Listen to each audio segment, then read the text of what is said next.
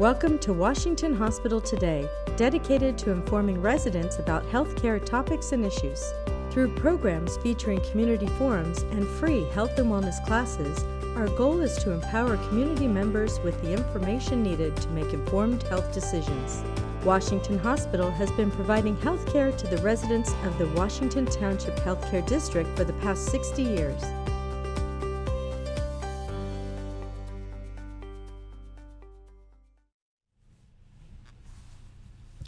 Hello, welcome to today's presentation, Feeding Your Baby During the First Year, presented by Dr. Patricia Tenold, pediatrician with Washington Township Medical Foundation. Dr. Tenold enjoys developing long-term relationships with families. Those relationships start with a prenatal consultation and pick up after the baby is born.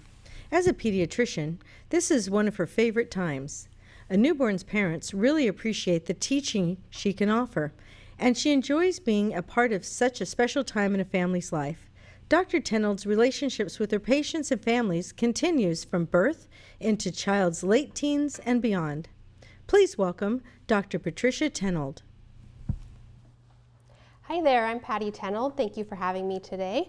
I'm excited to talk to you guys about feeding your baby during the first year. It's a topic that definitely generates a lot of questions in the first couple visits that people have with their pediatrician. So happy to talk to you guys about it today. The majority of the information I'll be presenting today comes from a wonderful website called healthychildren.org. This website can provide excellent resources for parents on almost every pediatric topic imaginable, including general information related to your child's health, as well as specific guidance on various parenting issues such as sleep training, water safety, and media use, to name just a few. I encourage all my patients to check out this website.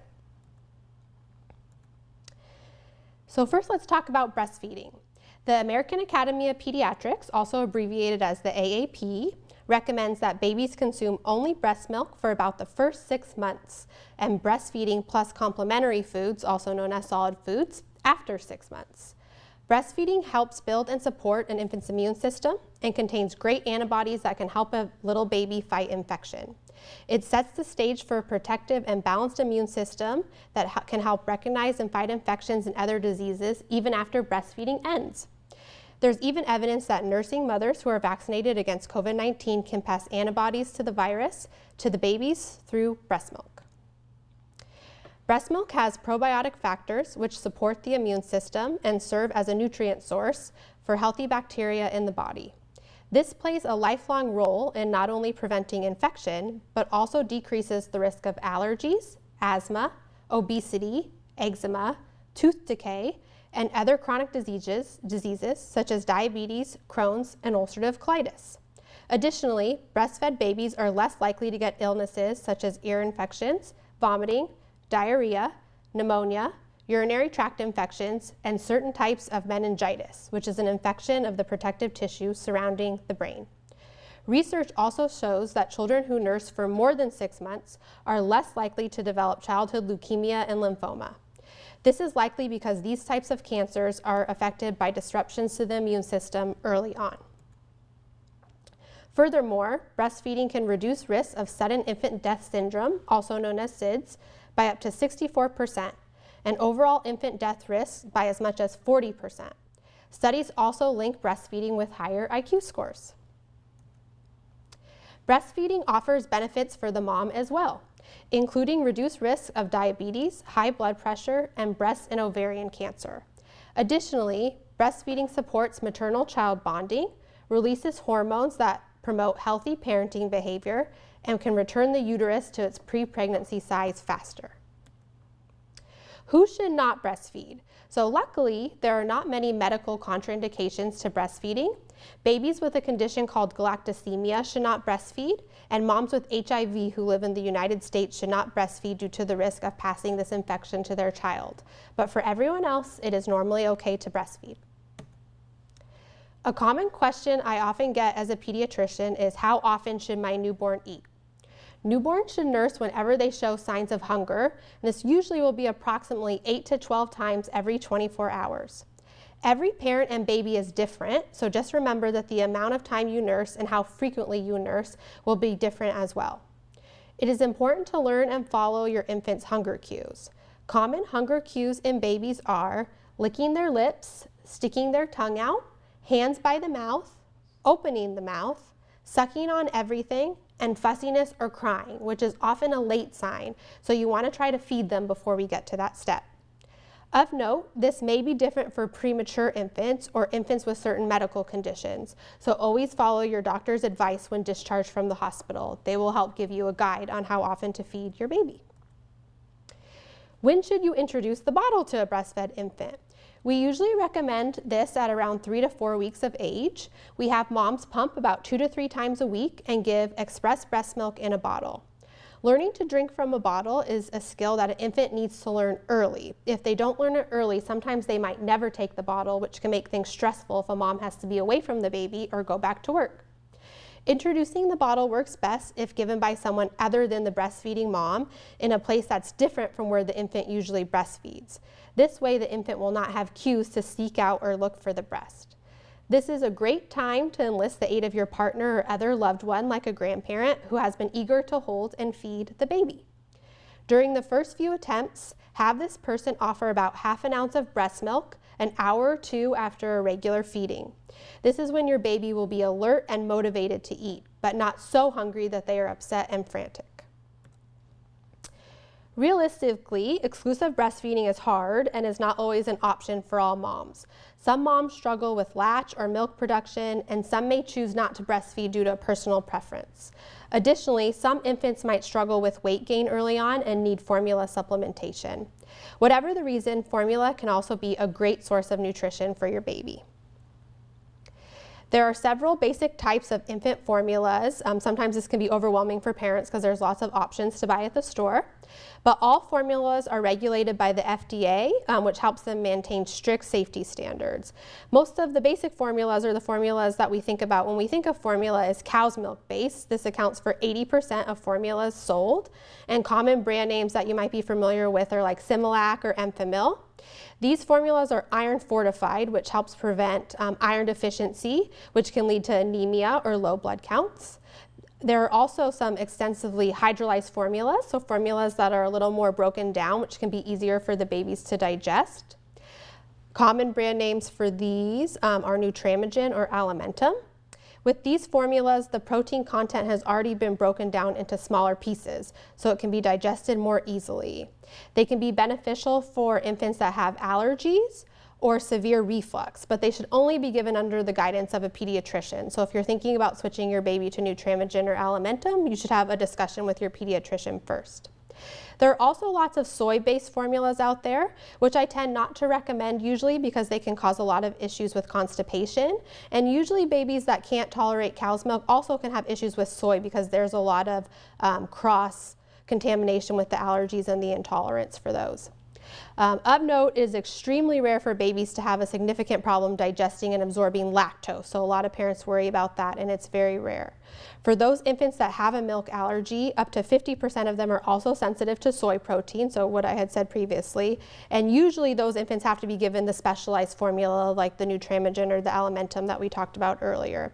There are even more broken down formulas that pediatricians sometimes use, but again, those should only be given under the guidance of a pediatrician. HealthyChildren.org has additional information on choosing a formula that's right for you. There's lots of flow charts and pros and cons and a lot of information. So I encourage parents who are formula feeding to check that out.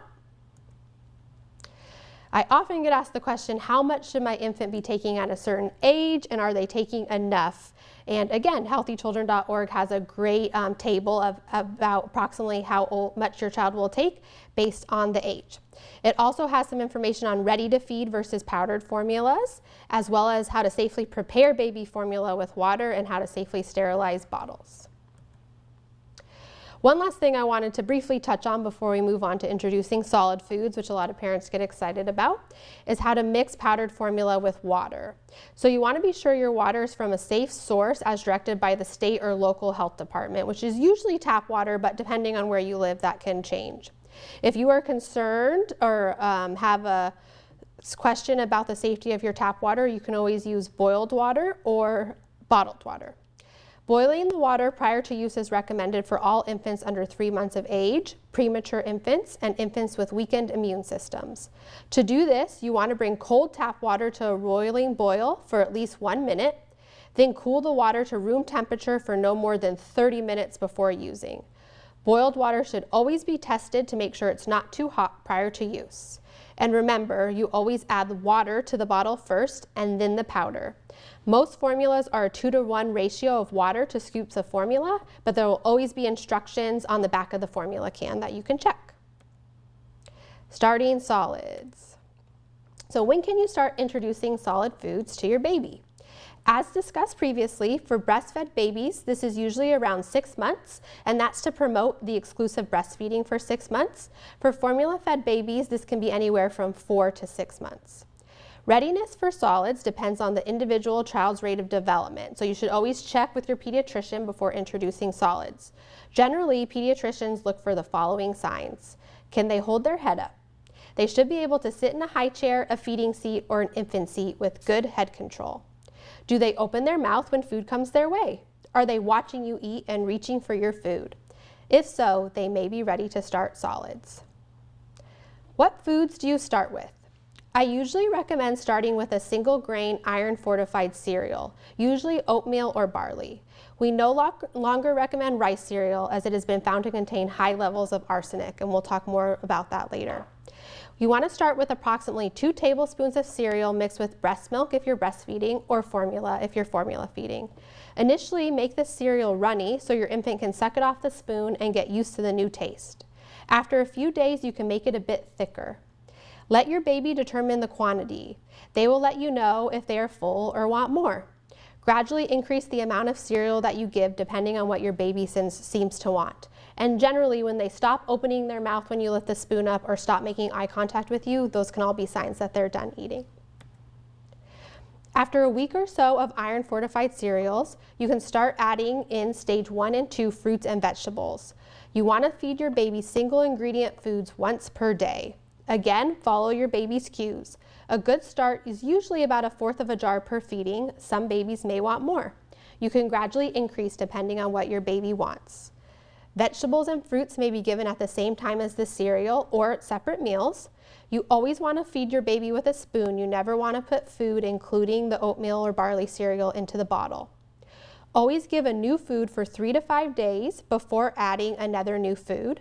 So if your child has a reaction to that food, we know which food it is. It's easier to figure out where the allergy is coming from. You can repeat a food that has already been given and even pair a familiar favorite on a spoon with a new food.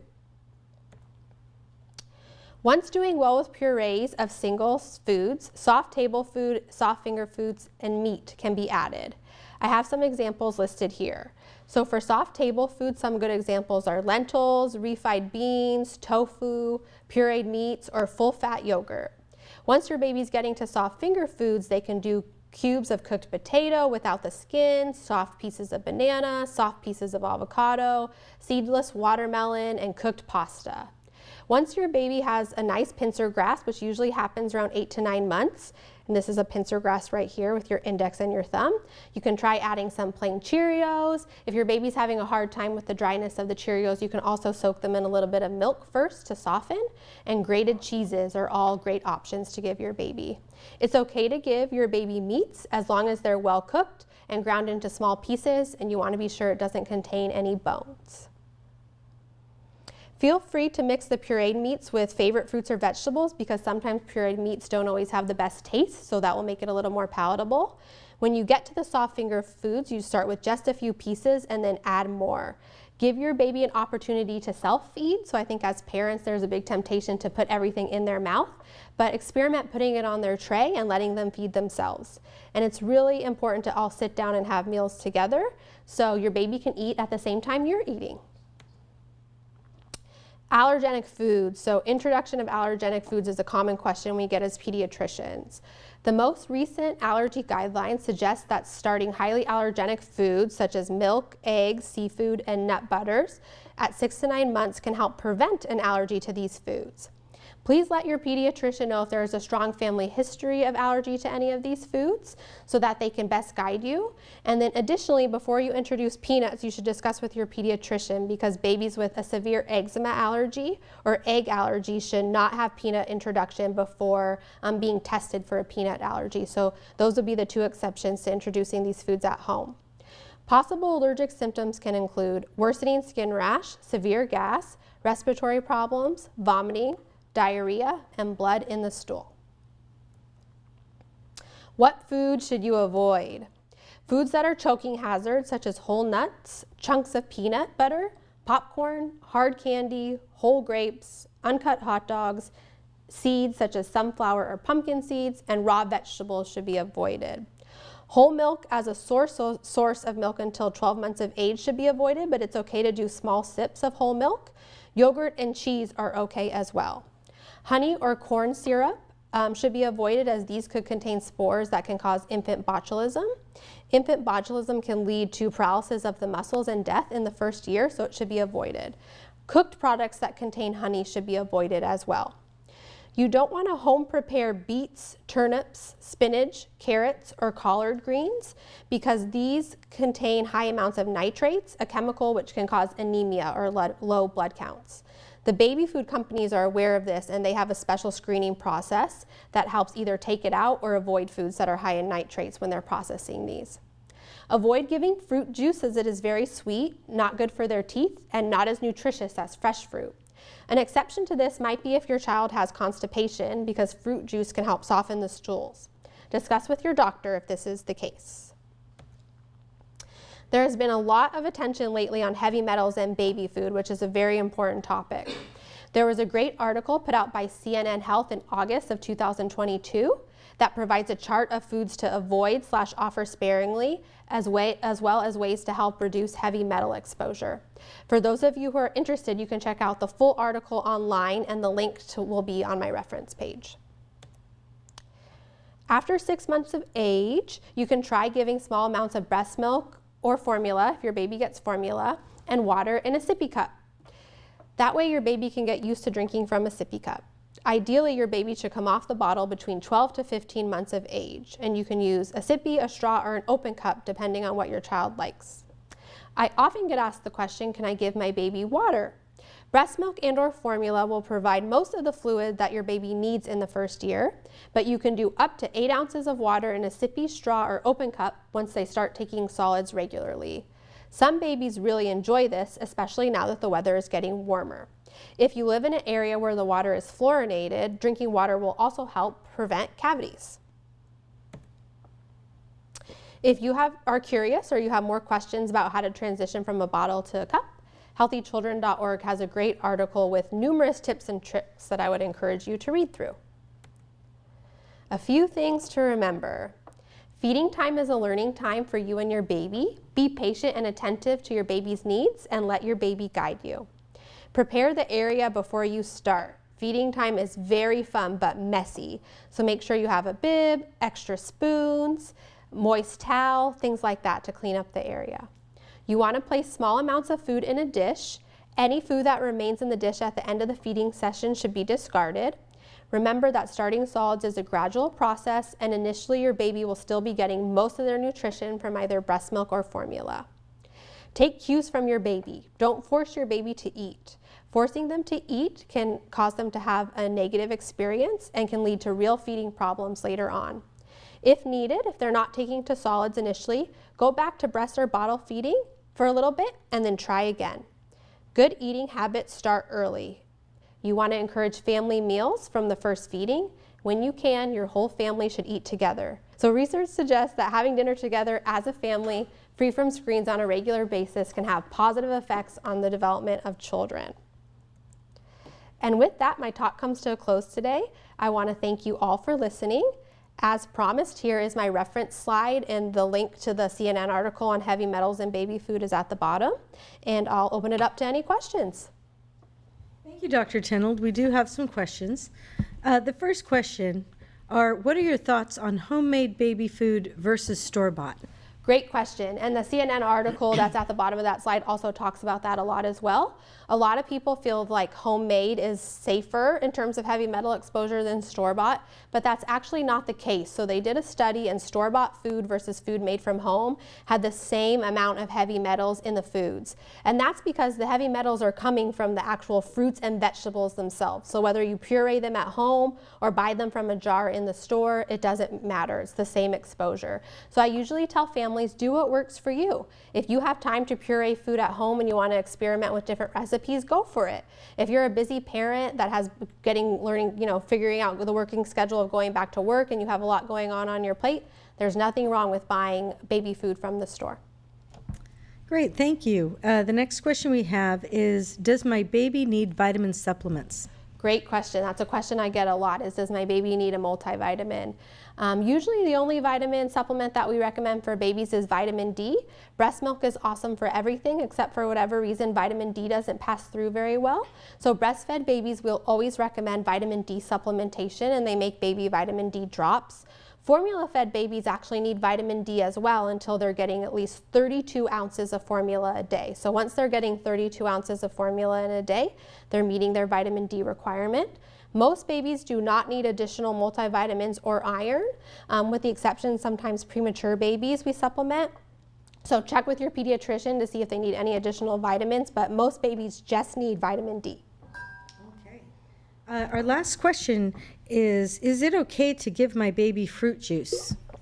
Great question. So fruit juice we usually don't recommend because it's high in sugar and it doesn't provide as much nutrition as regular fresh fruits. I do have some moms that like to blend up fresh fruits in a blender at home, and that is okay. The one exception to fruit juice is if your child or baby has bad constipation, because the fruit juice can help soften the stools. So sometimes I'll recommend fruit juice if a child has constipation, but in general we just recommend sticking to breast milk, formula, or water. Okay, thank you very much. This concludes our program. Thank you, Dr. Tenold, for this insightful presentation, and thank you, viewers, for tuning in. The entire broadcast of today's presentation will be available on our Facebook page and YouTube.